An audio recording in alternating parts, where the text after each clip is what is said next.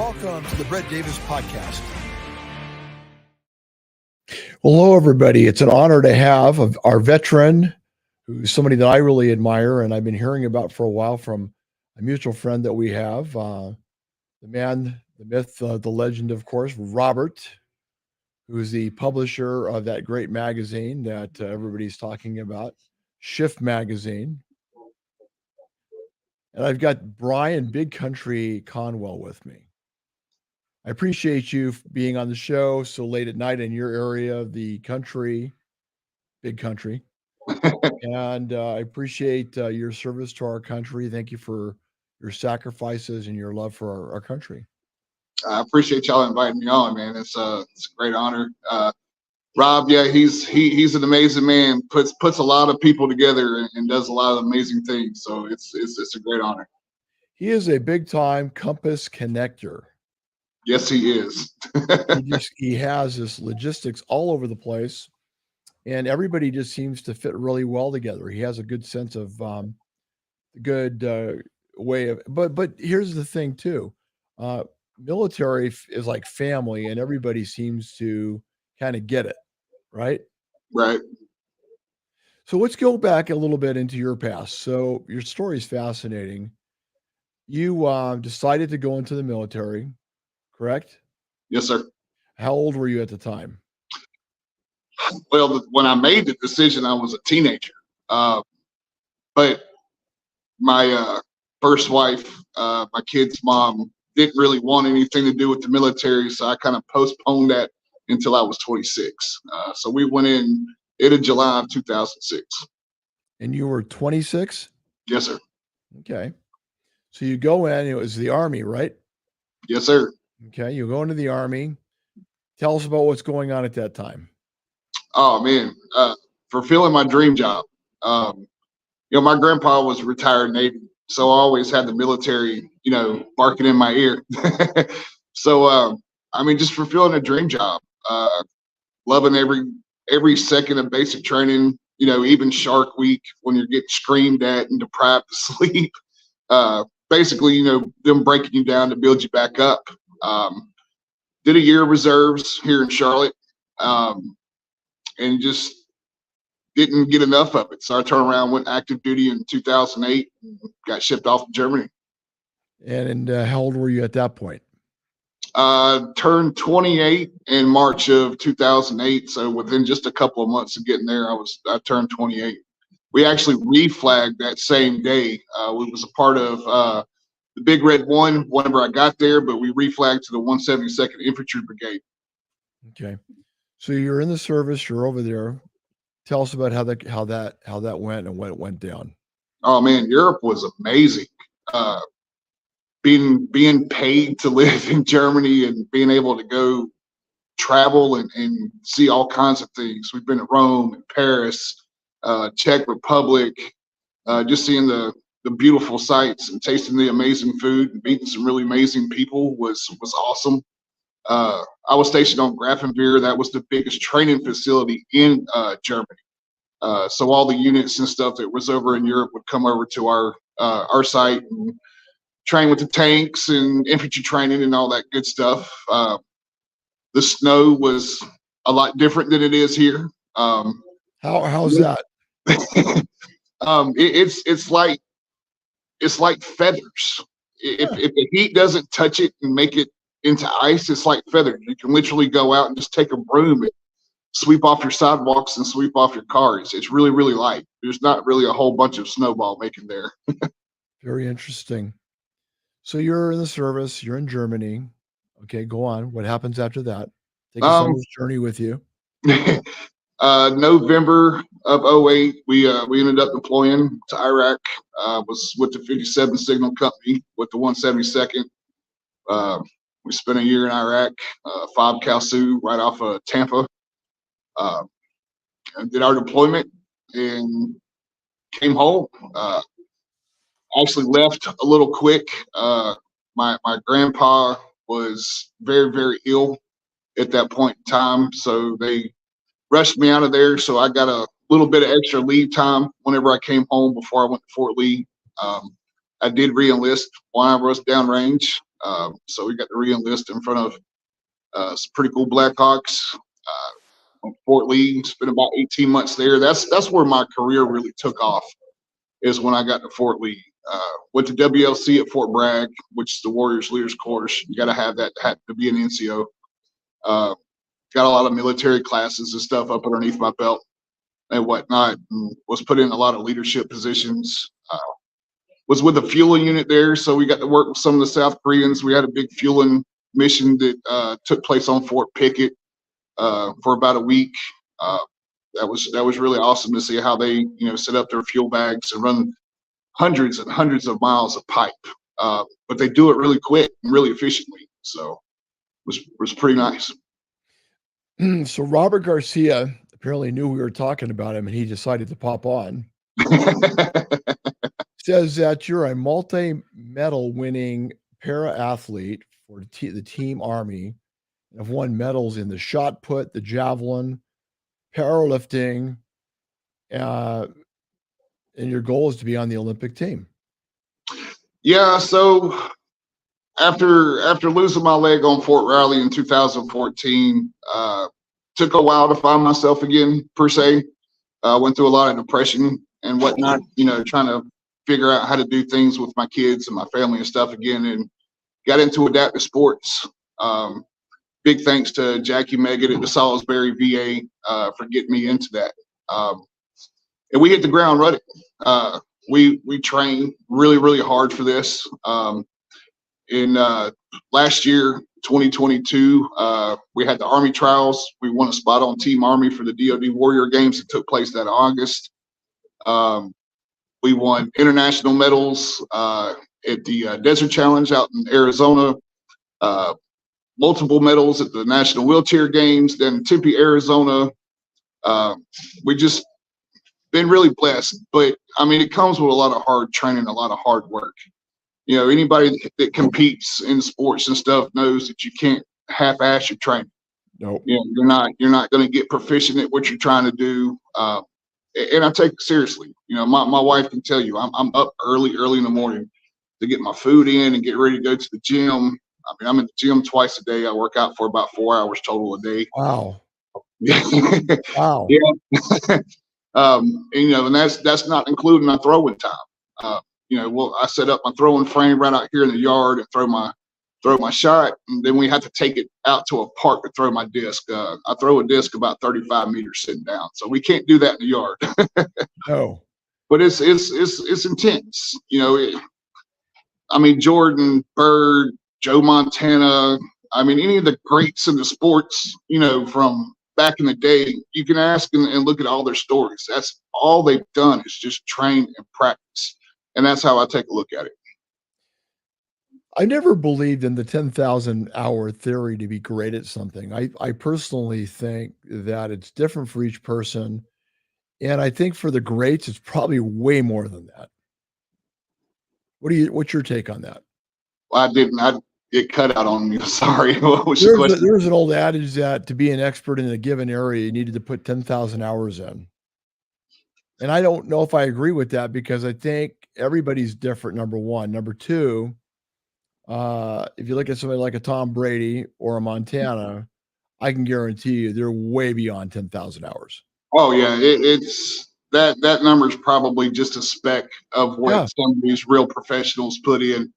I forget her name, but she just won her, I think, 30-something world championship in gymnastics.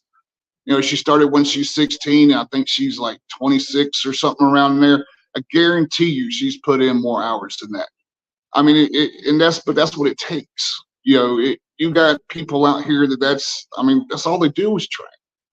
And if you expect to get on that top level and make it to the Paralympics and stuff like that, which I hope to one day, that's what it calls for. That's what it takes.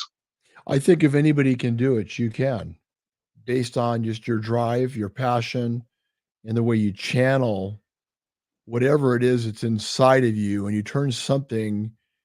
make something more positive out of a circumstance that's been challenging to you. And it's probably the best therapy in the world for you too. That's you kind of hit that right on the nose.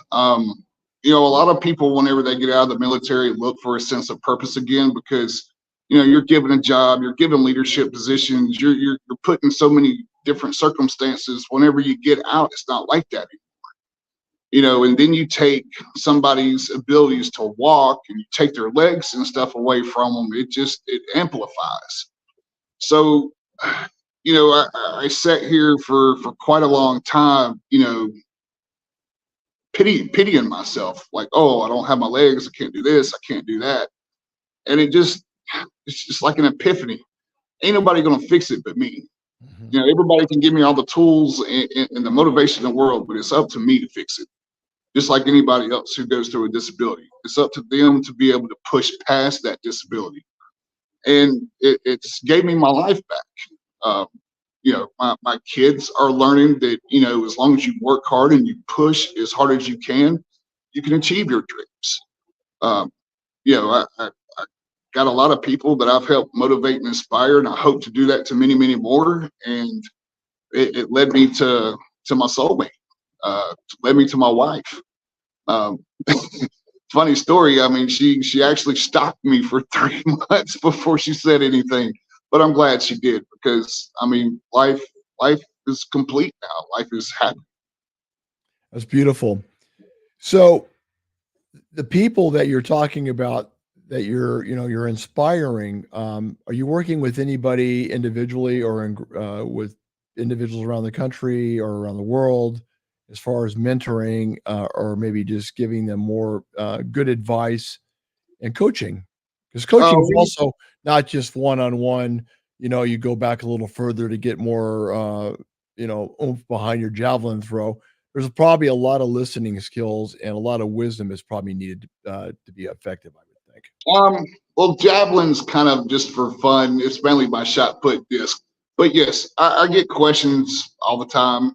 People message me on Instagram or Facebook or wherever they can reach me at, trying to get into adaptive sports and, what channels to take and what should they get and how they should be conducting their fitness training. Was actually talking to a guy from Australia just a few hours ago. I was like, hey, man, I'm trying to get into powerlifting. What supplements do you recommend? I'm a brand ambassador for 5% Nutrition. So, I mean, that's all the supplements that I take. So, of course, I put him on to what I'm on because it works for me. Uh, that's kind of one of the reasons why we started this LLC up was to actually be able to help people more get into adaptive sports and fitness. It, Whenever you get into something that's hard and tough like fitness, just let's get it straight. It's not easy. If you're looking to change your body and to change your mindset, it's a lot of work. And sometimes, you can get impatient because you don't see certain changes. It takes time, patience, and consistency to keep on pushing to make the changes that you want to make. So we're hoping to help people change some lives. Okay. So there's a lot you're doing. Let's talk about before I talk about your documentary, let's talk about a little bit more of what you're doing. You have your own festival or an event coming that you've put together in any way where, we could reach out possibly to more military across the country and get them in some type of big event or meet? Are you doing anything like that? Not just yet. We literally just got our paperwork and stuff rolling just a couple of weeks ago, to where I'm just getting this started. Eventually, there will be something like that. Um, I've been talking to actually a couple of places here in town, some Okay. CrossFit gyms and stuff like that, to just kind of maybe have like kind of a sports day or something. I have been in talks with UNCC, which is University of North Carolina, Charlotte, about having some type of adaptive fitness competition here. I know the National Veteran Wheelchair Games takes place every year, but I would like to bring something to Charlotte that consists of both veterans and civilians doing the same thing together. Takes a lot of time, takes a lot of planning because there's a lot of pieces that have to be put together for something like that. There is. If you're interested in doing it in San Diego, let me know. We did something a couple years ago, and the one component that we couldn't find was what you're talking about.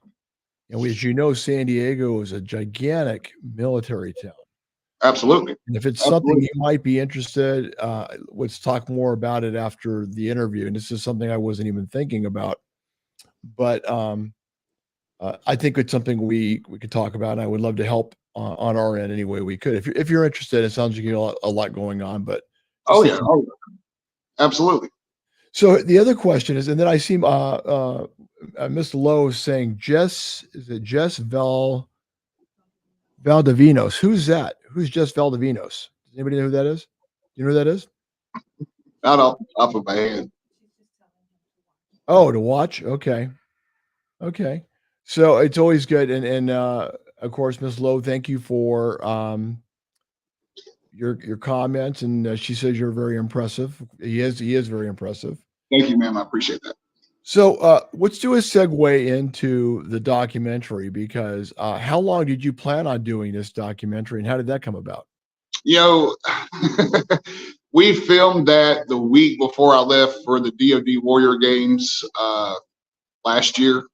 I had my producer kind of approach me just because I've been trying to kind of tell my story a little bit on social media, you know, about how my accident happened, you know, how much time it took me to get back up on my feet and stuff. And Brandon Spearman just kind of popped in. We started talking one day and was like, "Hey, man, I would really love to put your story out there."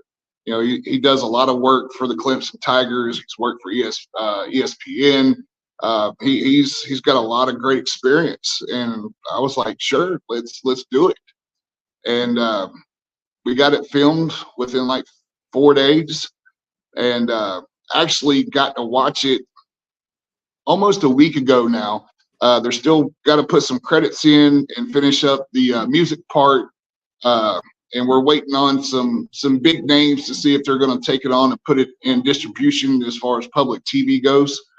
But you know, it's one of those stories I'm sure we've all seen kind of in movies before, where somebody's told they're not able to do something anymore, and then you turn around and you're able to do exactly what they said you couldn't. But it goes a little bit further than that. You actually get to see where I was raised during my childhood, uh, you know, where my grandparents raised me at. You know, talks about some of the things that I went through as a child. Uh, you know, having a drug addict mother, you know, having to go through a lot of pain and suffering with that, and taking off to the military, and then losing my legs and coming back home and turning into a professional athlete. Personal question. The audience is probably wondering, how did you lose your legs and gain the life that you have now? So, January 7th, 2014, I'd been on Fort Riley for a little over 3 years. I was going to get my guys some lunch. We've been working some really long days in the motor pool, and going down Trooper Drive, I hit black ice and ran off a 150-foot ravine. Uh, I was driving a 2014 Ford Explorer at the time, which my knees were already touching the dash, and I hit a tree in the ground at the same time. The floorboard pinned my legs against the dash, and the engine came forward and crushed them both. So You probably passed out. You probably don't remember really a lot, right? I don't remember anything of it, and I'm glad I don't. That's not a memory that I want to have. Nope. Yeah, I think it was like it had to been at least 3 weeks later when I woke up in ICU.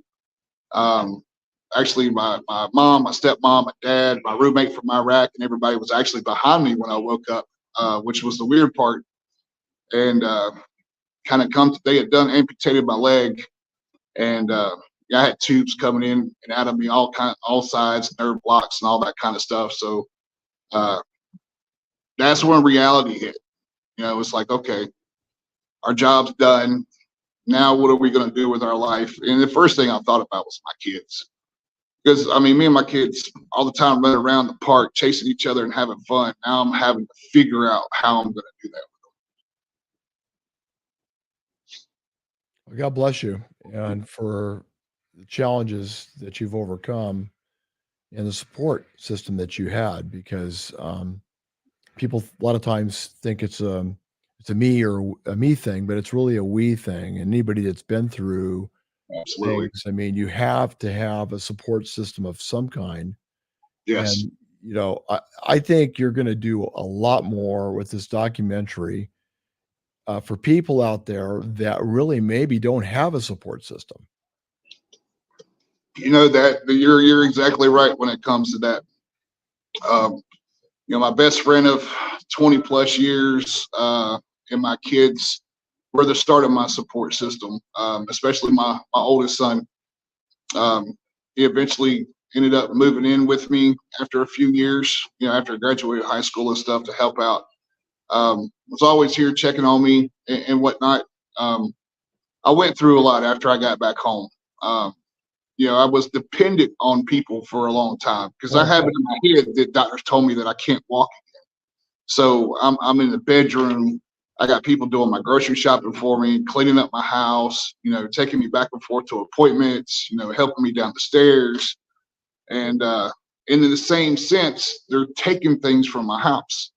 Uh, you know, thousands of dollars worth of tools that I accumulated over my military career, my civilian career, and God. just taking advantage in every point that you can get. And went through. Unbelievable. I mean, I guess you just never really know people at some point, but I mean, went through a really bad divorce, and I guess I hit the peak of my depression and everything in 2020, on top of COVID and everything else. In the house that I'm in right now, matter of fact, I moved in here, locked the doors, shut the blinds, and I didn't budge for months. I sat right here. I wouldn't take showers for weeks. My hair was all grown out. I was way overweight. I was not eating healthy. I didn't have any interaction with anybody whatsoever. And finally, my shadow box, which is right there, I remember sitting on the couch one night, late September, and I was like, you know what? This just is not me. How much weight did you lose? Starting in January of 2021 at 415, we got down to 280 by the end of that summer, before I started bulking up for competitions. Wow. So we dropped quite a bit, and then we went from 280 back up to about 335, 340. And actually, just a couple of days ago, I weighed myself. I'm back down to 298, kind of in a cutting phase, trying to get some of this body fat off, so I got a little bit more mobility for my throws and stuff. We'll start bulking up probably back about mid-December. Give us about 3-4 months of putting on some real lean muscle before competition season starts. How convenient that you picked the holidays. Sorry, I go through the same thing, by the way. That's why I said it. Well, you can't miss out on that good food, man. You only get that once a year. See, great minds think alike. Right? Stomach knows. It does. It does. So we have some clips. Are we going to show some clips, Sarah, or are we going to show video first? Clips? Okay, we'll show some clips. What's coming up here is a picture of Big Country devouring a turkey during Thanksgiving. That was actually last week. That's what I'm talking about. That's one of my favorite holidays. Okay, so we've got a picture of you here. It looks like you are breaking down a brick wall. And if anybody could do it, there's no question you could, and you have. Tell me about this photo. What's going on? I see rage. So the photographer that took pictures during the documentary, I had him come out for a photo shoot for me and my wife.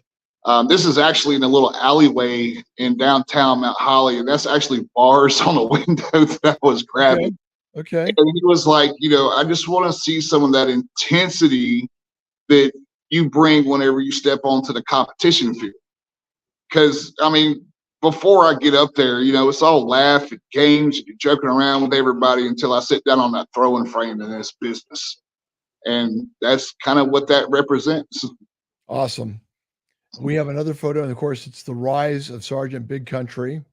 Yep, that is the cover to the documentary. You can actually go on to IMDb TV app and type in the rise of Sergeant Big Country and put it on your pre-watch. And then, of course, I had hashtag soldier, tattooed on my, had that tattooed on me back in 2017. Very nice. So here's the thing. I typically do these interviews. I love our military. There's a period of time where I used to train a lot of the military and throughout the country, and also our law enforcement agencies, my past life. So I have a passion, and I got to know a lot of our military, and I love them like brothers. And so whenever I hear stories like this, it inspires me, and you're as real as the day is long. And we need more real right now than ever. And we also need more healing from the depression that's going on in this country, which I don't think it's ever been this bad. And not to even mention our brothers and sisters that are suffering with depression. So, being one of the greatest countries in the world, we've got to find a way to take care of that problem. And it sounds like what you're doing is one great way of combating what's going on.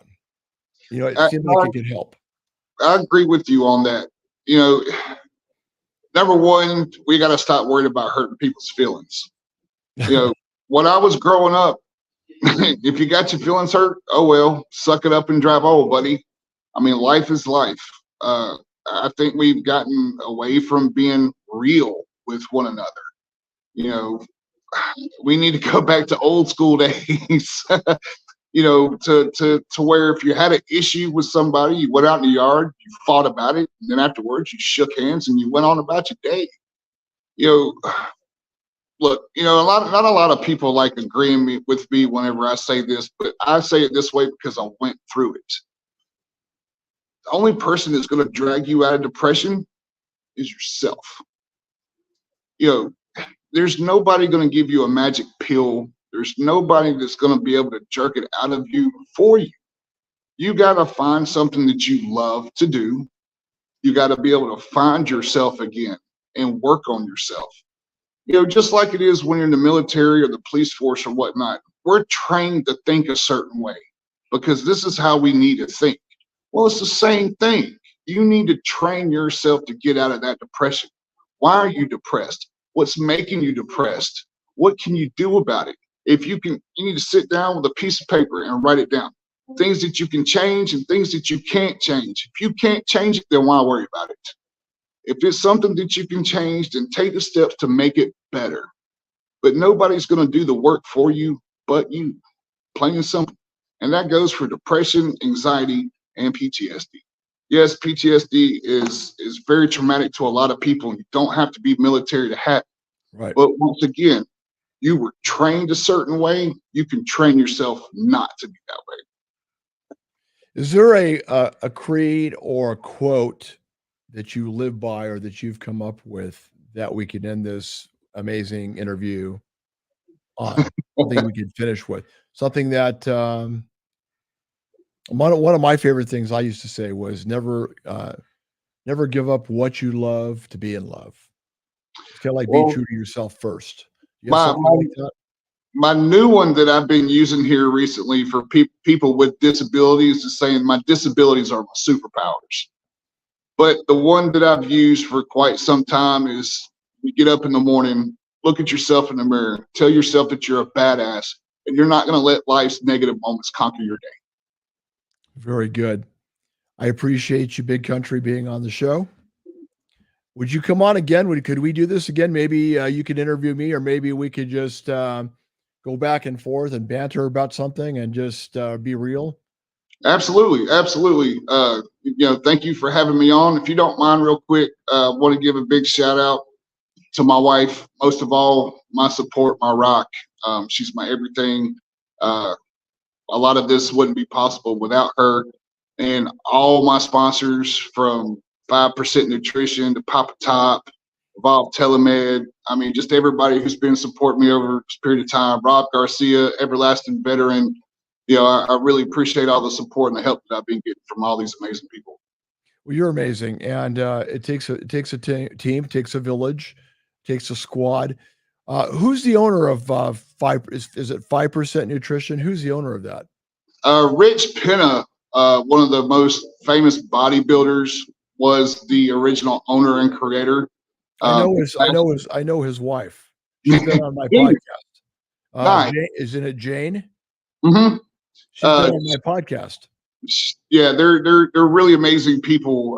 Rich passed away back in 2017 because of steroid use, unfortunately, just like a lot of other bodybuilders have. But his products and the way he thinks about nutrition and fitness is something that I've been watching for a very long time, and I've been trying to get on with them for the last couple of years, and the last 6 months with them has been absolutely amazing.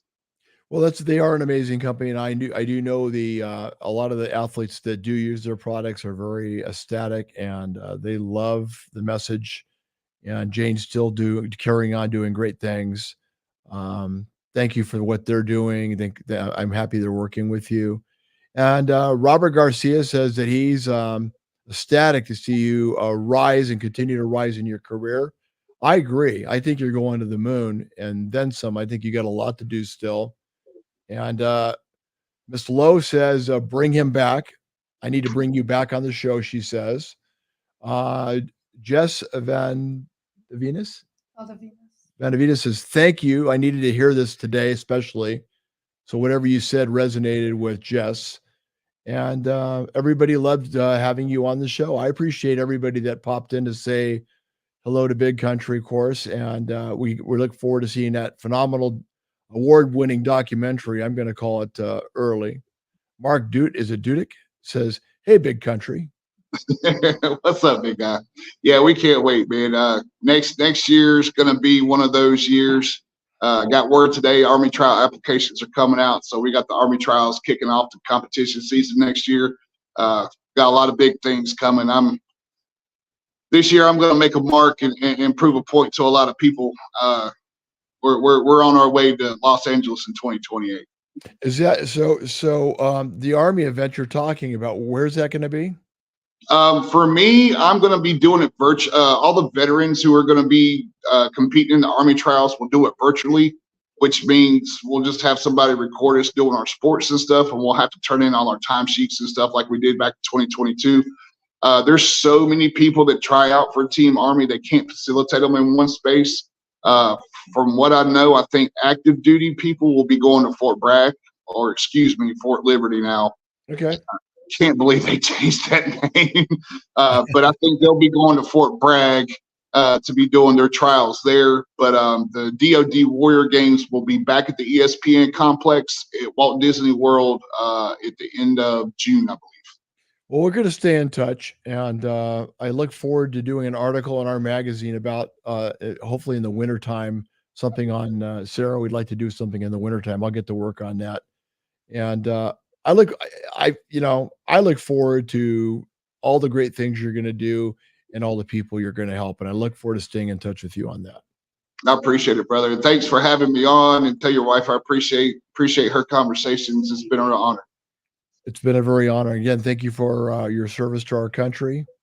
Thank you to all the people that decided to wake up and just say hello to Big Country and just kind of just say how you've inspired them.